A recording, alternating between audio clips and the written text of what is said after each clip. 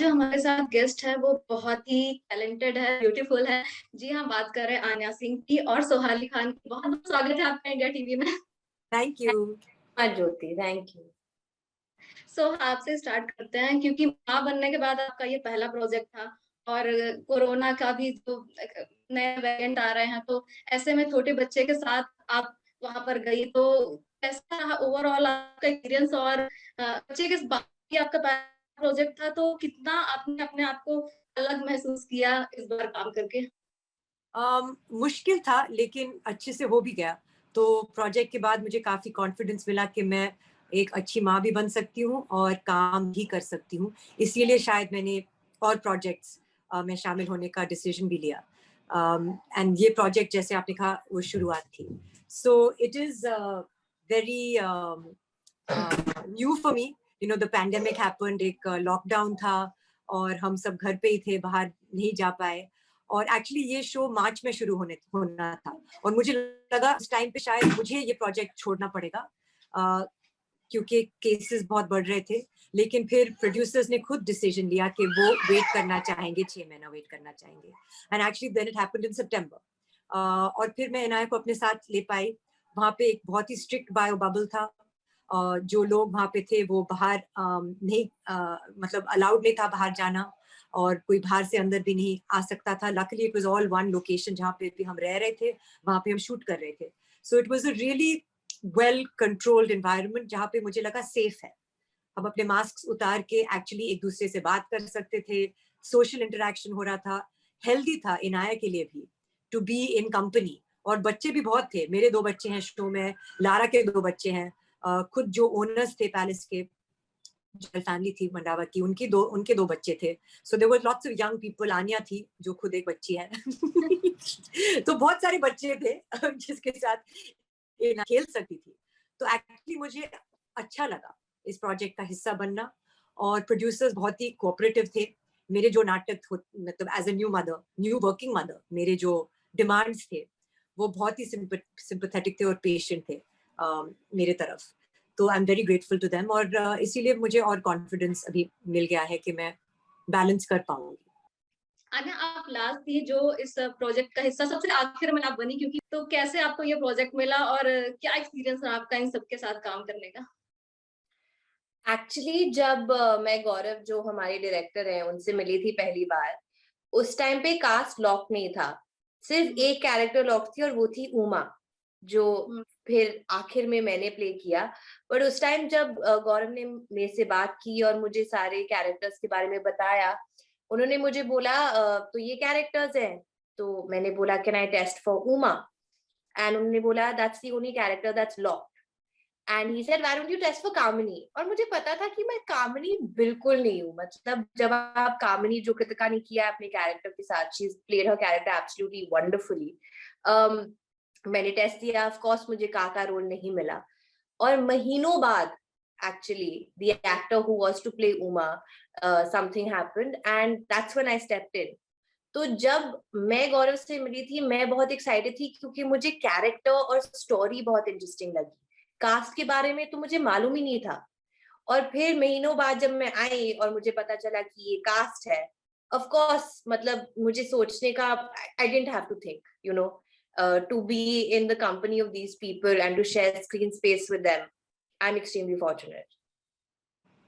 अच्छा, जब ट्रेलर में एक जगह नसीर सर के साथ आपका एक छोटा-सा हिस्सा दिखाया जाता है, जहाँ बोलती है कि वो तीनों किंग बनने लायक नहीं है। फिर वो बोलते हैं कि तू बन जा किंग। तो जो बाकी लोगों के साथ उतनी अच्छी बॉन्डिंग नहीं दिखी ट्रेलर में, जो आपकी नसीर सर के साथ, क्या कुछ अलग इमोशनल बॉन्ड आपके साथ अलग-सा रहा है, जो जो आपका किरदार है उनके साथ? एक्चुअली ऐसा नहीं है, वो उन्होंने आपको एक झलक दिखाई है वो प्रोमो में। हर किसी का एक अलग रिश्ता है अपने बाप के साथ, अपने फादर के साथ। और इसीलिए ये एक बहुत ही खूबसूरत शो है जहाँ पे एक मौका मिलता है हर बेटी को अपने फादर के साथ बात करने का और एक बॉन्ड बनाने का। और ऑल्सो जो अंदर से जो कंप्लेंट्स थे, जो प्रॉब्लम्स थे, शेयर करने का। और मुझे लगता है जो बाप बेटी का रिलेशनशिप है बहुत ही खूबसूरत है और बहुत ही उसको वर्ड्स में डालना बहुत मुश्किल होता है। हम सब जानते हैं, हम सब बेटियां हैं। लेकिन वो जिस तरीके से उन्होंने दिखाया है हमारे राइटर ने और निर्देशक ने, वो कहीं ना कहीं लोगों को लोग रिलेट कर पाएंगे आई थिंक इससे। और क्योंकि आन्या का कैरेक्टर थोड़ी सी अंडर कॉन्फिडेंट है, इनसिक्योरिटीज हैं। देवयानी का कैरेक्टर लारा दत्ता जो निभा रही है, उनका कैरेक्टर थोड़ी सी ओवर कॉन्फिडेंट है, और थोड़ी सी बॉसी टाइप की है।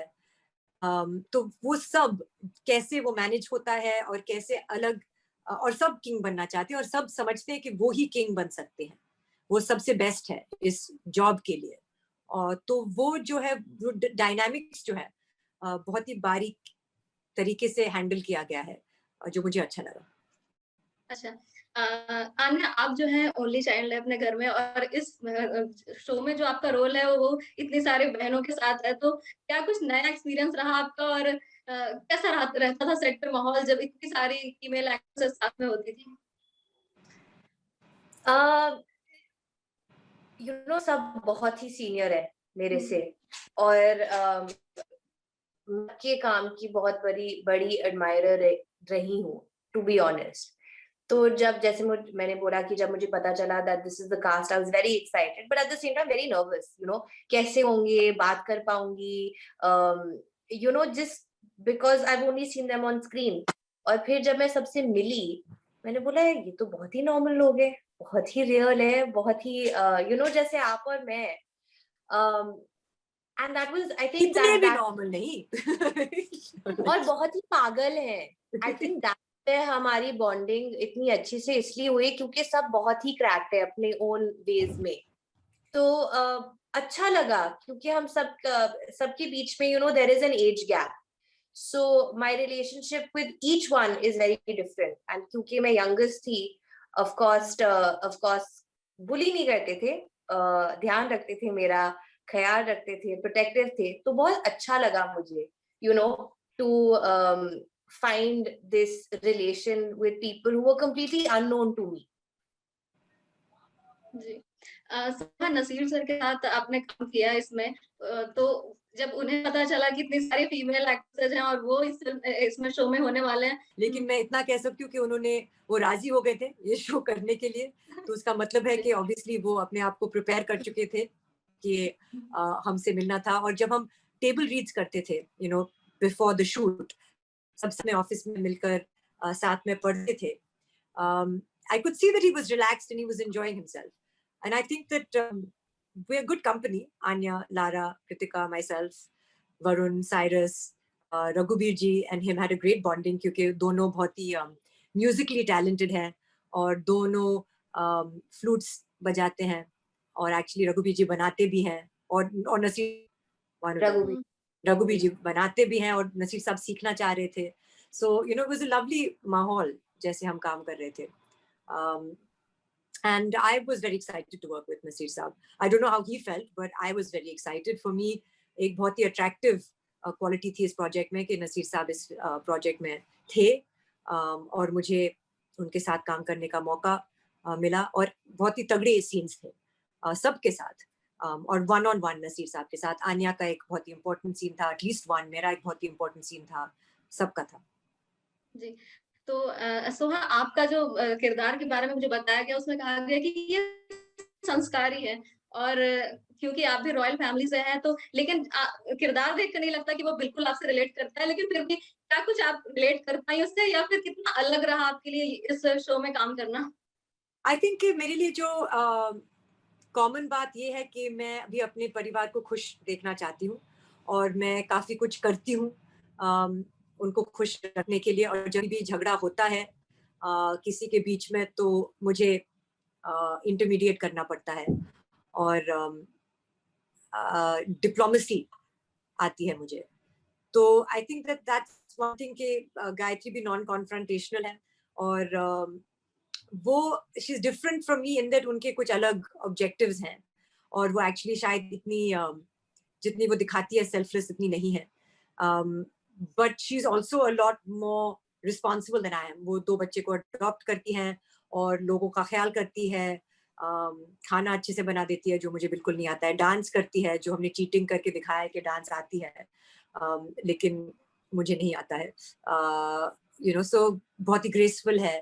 तो कुछ चीजें सीखे मैंने, कुछ चीजें मैं चीटिंग की हमने, और कुछ चीजें ऑलरेडी हैं मुझ में।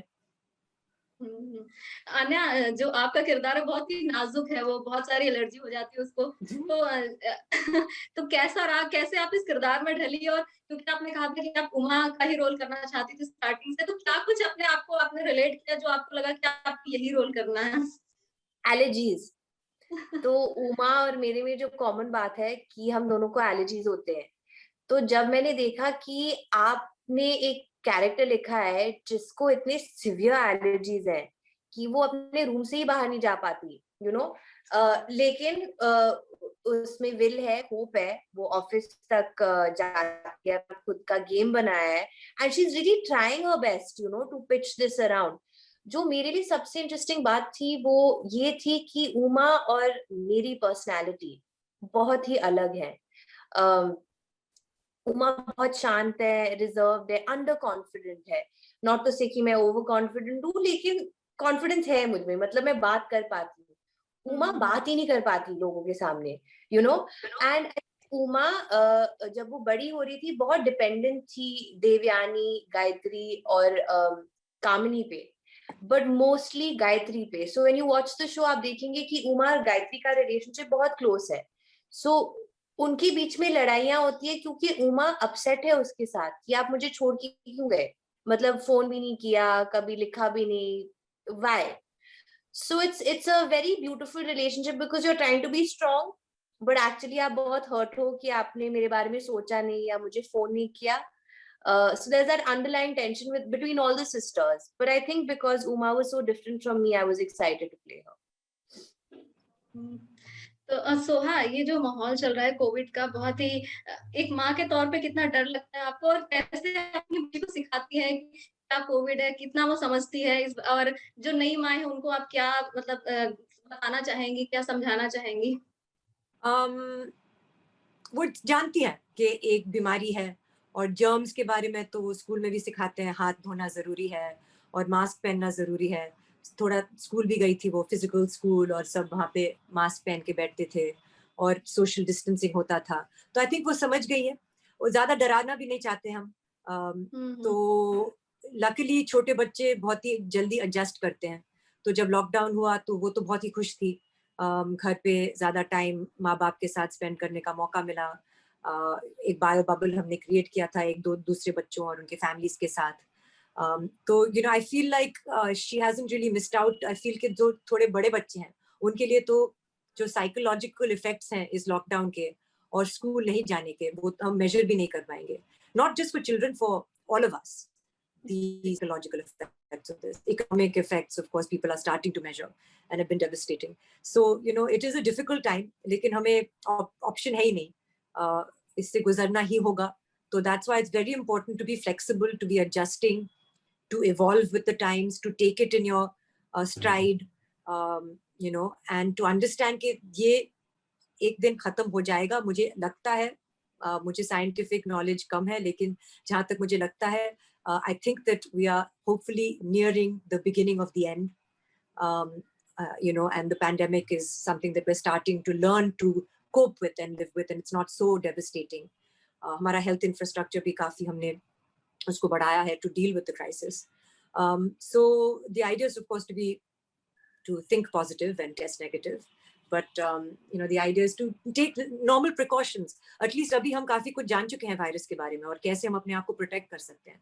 मेरी बस यही विनती है लोगों से, वो जो आप जानते हैं जो करना जरूरी है उतना तो कीजिए. अपना मास्क तो पहनिए जब आप बाहर जाएंगे. क्राउडेड प्लेसेस अवॉइड कीजिए जो लोग नहीं कर रहे हैं. आप बस खिड़की से देखें तो आपको पता है अभी कितने लोग कितने भीड़ में घूमते रहते हैं और मास्क सही ढंग से नहीं पहनते हैं. तो these things are very important to do. And if you haven't vaccinated yourself, अभी 15 साल के बच्चे के ऊपर भी वो वैक्सीनेट कर सकते हैं. तो people who are eligible for vaccinations must vaccinate themselves. Thank you Soham से बात करने के लिए. Thank you Aanya. उम्मीद करते हैं कि फैंस को बहुत पसंद आएगा आपका ये शो, और सीजन 2 का भी हम वेट करेंगे. थैंक यू हमसे बात करने के लिए. Thank you.